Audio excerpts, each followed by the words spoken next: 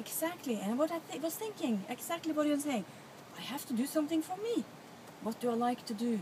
The dreams about acting was far away, so I was like, animal. I like animal.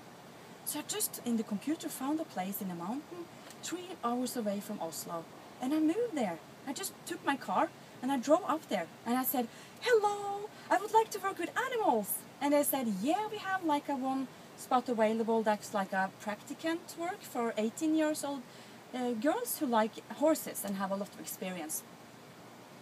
Yeah, I'm 34. And she's like, "Yeah, yeah. And do you have an experience with animals?" "No." "Yeah, maybe I had a bird like when I was a little, and that's all." And she said, she was just laughing at me. But since I had driven all this way, I was like just driving the car. I had no idea if it was someone to talk to me up there or whatever. They actually gave me a job. So I went up there. I moved up there for 1 year. I didn't know how long. I had no clue, but I went up there, and I was working there, and it was quite. I can see the time is running now. It's okay. Yeah. I was working there, and it was really nice because it was a purpose to me going up there. Because in this job they had to me, I had to tell stories to all the children who was there, because it was kind of a camp for 12 years old school classes coming up constantly. So that was my job, to do like storytelling for them. Oh, I loved it and they loved it. So I just find a skill there. But it was not supposed that I should be there, because I felt this is far from my friends, my family. I just quit to be sick. When I was sick, I was isolating from everyone. So I was like, oh my God, I'm here at the moment. I should be with my family and friends. And I actually have no idea how I did it. I dropped a couch on my toe and I cut the toe, like the top of the toe. It was not. So then I couldn't work there anymore, because it was kind of a lot working in the mountains and cannot go there with crutches. So I went back to my apartment, smaller one. I was sitting in the couch with my foot up, and I was like, what now? Again! I failed and I failed and I failed. What is it wrong with me? Well, then I have to do something. I have to travel. So I went to Thailand. And I was traveling, and I had one-way tickets. So I was like, yeah. My family was like, oh my God, what are you doing now? And the reason I traveled, I'm very embarrassed to say, but I have to say, it was a boy. I met him when I was on my vacation, just after this work, and he asked me to come travel with him. So I told my family, he's from Norway. So I told my family, well, I met this boy, and you have known him for how long? Doesn't matter. And I actually rent out my apartment. I sold my car. Then the car was gone. It's good.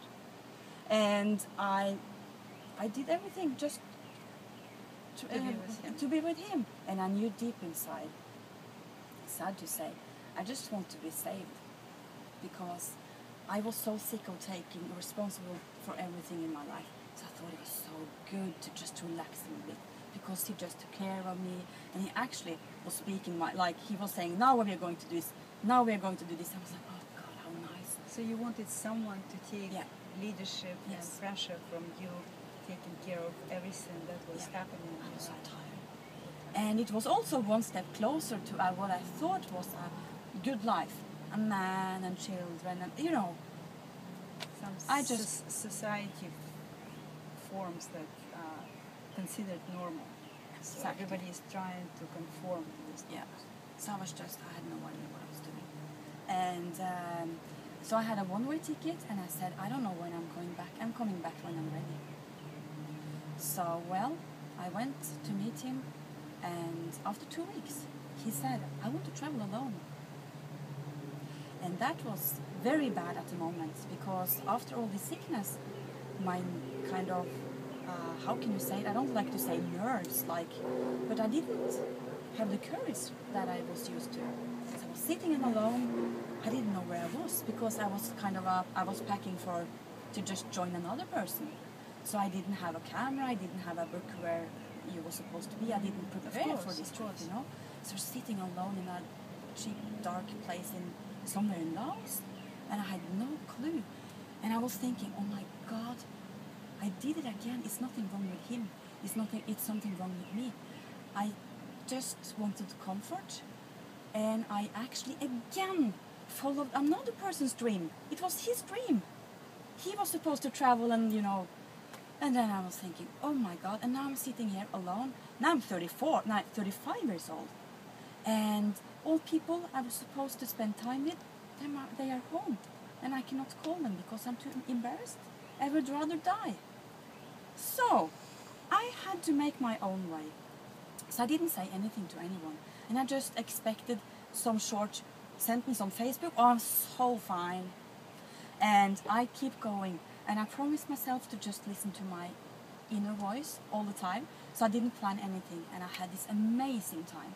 I was working in Cambodia with a bear who was saved, and with wildlife animals who, had a broken wing or something like that, or even worse. So for how long you worked in Cambodia?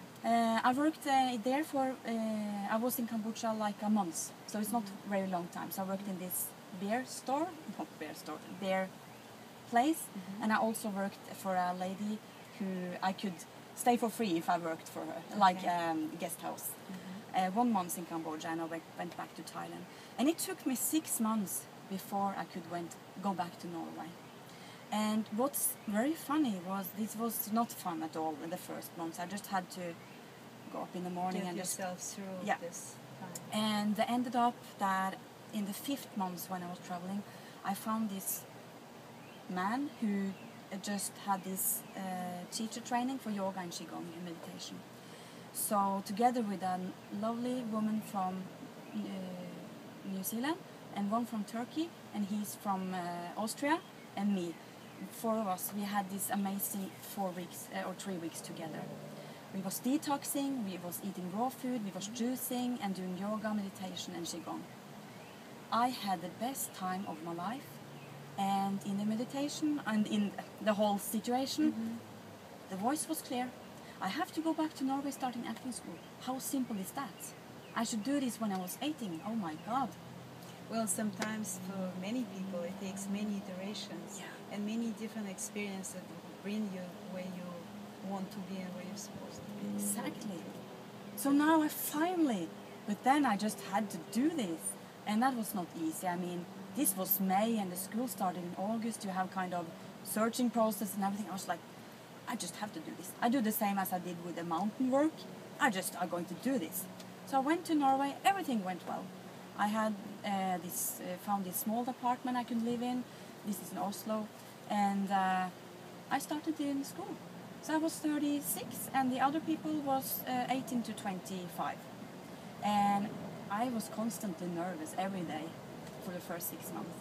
And in the end of the year, that was in 2011, in May, that was the final exam to have my own solo show, written by myself, did by myself, get audience, tickets, posters, newspapers. I did it.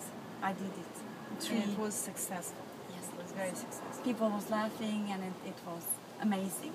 But how it felt for you? How it felt for you that you finally found your purpose and you succeeded at what you felt was right for you? 10% I felt I used before, now you can say 100%. Because I'm supposed to write, I'm dyslexic. So I learned that everything was wrong I wrote in school. But I know now it doesn't matter if you write the little thing wrong, or it's the story. So I'm a storyteller, I'm a writer, and I want to have inspirational speeches. And I have this tiny little role in a soap opera in Norway now twice a week. I'm so happy. And you mentioned you also have your own blog. What is it?